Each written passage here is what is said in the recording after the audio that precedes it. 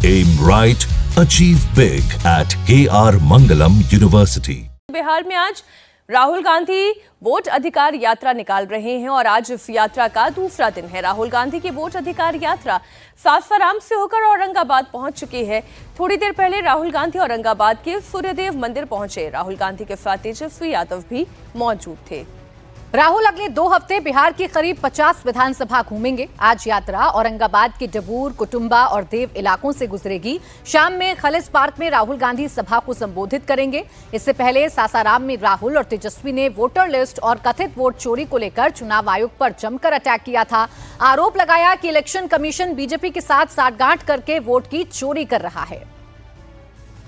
तो चुनावी साल है, चुनावी साल में सीधी सरकार के साथ और चीफ इलेक्शन कमिश्नर के साथ, चुनाव आयोग के साथ ये तकरार है।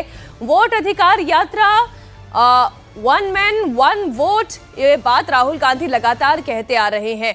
और राहुल गांधी ने कल भी अपनी चुनावी सभा के दौरान इलेक्शन कमीशन पर जबरदस्त पलटवार किया। राहुल गांधी ये कह रहे हैं कि चुनाव आयोग का दिया हुआ डेटा ही हमने एनालिसिस किया और उसके आधार पर यह बताया कि कहां पर वोट की चोरी हुई है। इधर चुनाव आयोग ने भी प्रेस कॉन्फ्रेंस कर पलटवार किया है। तो ये सियासी उबाल है जो लगातार आपको देखने को मिलेगा।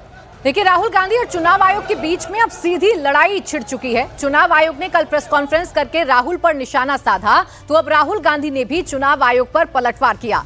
राहुल गांधी ने पूछा है कि चुनाव आयोग ने बीजेपी सांसद अनुराग ठाकुर से हलफनामा क्यों नहीं मांगा। जो बात उन्होंने कही वही बात अनुराग ठाकुर ने भी कही है, लेकिन चुनाव आयोग सिर्फ उन्हीं से हलफनामा क्यों मांग रहा है। दरअसल चुनाव आयोग ने राहुल गांधी को अल्टीमेटम दिया है। वो अपने आरोपों को लेकर 7 दिन के अंदर एफिडेविट दे या देश से माफी मांगे। इलेक्शन कमीशन ने यह भी कहा है कि राहुल गांधी ने जो पीपीटी प्रेजेंटेशन दी उसमें जो डेटा दिखाया गया था वो इलेक्शन कमीशन का है ही नहीं। इस पर भी राहुल गांधी ने जवाब दिया। राहुल गांधी ने कहा कि उन्होंने चुनाव आयोग का ही डेटा दिखाया था। राहुल गांधी चुनाव आयोग पर लगातार वोट चोरी का आरोप लगा रहे हैं, कह रहे हैं कि इलेक्शन कमीशन बीजेपी से मिला हुआ है।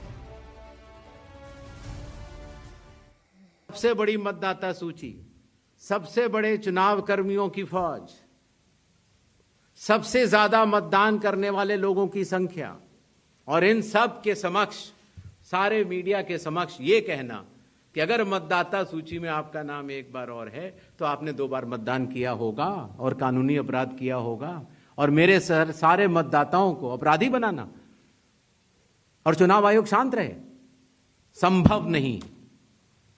हलफनामा देना होगा या देश से माफी मांगनी होगी, तीसरा विकल्प नहीं है। आपके माध्यम से मैं यह भी कहना चाहता हूं, अगर 7 दिन में हलफनामा नहीं मिला तो इसका अर्थ ये सारे आरोप निराधार हैं और हमारे मतदाताओं को यह कहना कि वो फर्जी हैं, इसके ऊपर जो भी इस बात को बोल रहा है उसको माफी मांगनी चाहिए। कर्नाटक में हमने एक लोकसभा चुनी, बेंगलोर सेंट्रल लोकसभा, और वहां पे एक विधानसभा में हमने वोटर लिस्ट को, जो कागज की वोटर लिस्ट होती है 60 फुट कागज, उसको हमने एक एक करके छाट छाट कर 4 महीने लगे। हमने एक वोटर का चेहरा दूसरे चेहरे से मिलाया, एक वोटर का एड्रेस दूसरे वोटर से, और हमने पता लगाया, सच्चाई निकाली। भाई और बहनों, बेंगलोर सेंट्रल का जो चुनाव हुआ, बेंगलोर सेंट्रल में जो लोकसभा का चुनाव हुआ वो चोरी का चुनाव था। इलेक्शन कमीशन और बीजेपी ने मिलकर बेंगलोर सेंट्रल में चोरी करी है। मैं आपको ये गारंटी देके कह रहा हूं, मेरा प्रेस कॉन्फ्रेंस देख लीजिए, उधर लिस्ट बनी हुई है, डुप्लीकेट वोटर फॉर्म 6 में अलग अलग एड्रेस, एक छोटे से घर में 50 अलग अलग वोटर, गलत एड्रेस 0। हमने 1 लाख ऐसे वोटर देश को दिखा दिए। और इलेक्शन कमीशन क्या कहता है?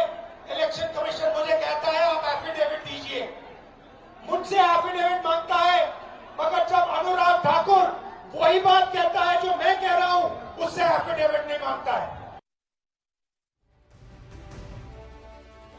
तो फिलहाल राहुल गांधी लगातार ये कह रहे हैं कि एफिडेविट क्यों मांगा जा रहा है। चुनाव आयोग के खिलाफ पूरा का पूरा विपक्ष एकजुट नजर आ रहा है। शिवसेना उद्धव गुट की नेता प्रियंका चतुर्वेदी ने मुख्य चुनाव आयुक्त ज्ञानेश कुमार पर करारा हमला बोला। प्रियंका चतुर्वेदी ने कहा कि मुख्य चुनाव आयोग ने हमारे किसी भी सवाल का जवाब नहीं दिया। लग रहा था कि वो प्रेस कॉन्फ्रेंस में बीजेपी की लिखी स्क्रिप्ट पढ़कर सुना रहे थे। प्रेस कॉन्फ्रेंस की चुनाव आयोग ने कैसी आपको लगी? सवालों के जवाब मिल पाए आप लोगों को? बिल्कुल भी नहीं। ऐसा लग रहा था कि उनको एक स्क्रिप्ट दी गई है भारतीय जनता पार्टी के कार्यालय से और उसको पढ़कर वो सुना रहे थे। जिस तरीके के वो आरोप लगा रहे थे वो थोड़ा शर्मनाक है, क्योंकि इलेक्शन कमीशन को याद रखना चाहिए, इलेक्शन कमिश्नर को याद रखना चाहिए कि वो देश की सेवा कर रहे हैं, ना कि एक पॉलिटिकल पार्टी की। जो उन्होंने तथ्य रखे, तथ्य क्या है, मैं कहती हूँ उसको एक डिफेंस दे रहे थे अपनी नाकामयाबी का। जहां वो कहते हैं माँ बेटियों को अगर हम सीसीटीवी फुटेज दिखाएंगे तो वो सही नहीं होगा। माँ बेटियां वोट करने आती हैं, हमने वोट का अधिकार लेती हैं, जानती हैं वो पब्लिक एक्सरसाइज है, वो जानती हैं कि उनका वो सीसीटीवी फुटेज पे रिकॉर्ड हो रहा होगा, उनको कोई आपत्ति नहीं है।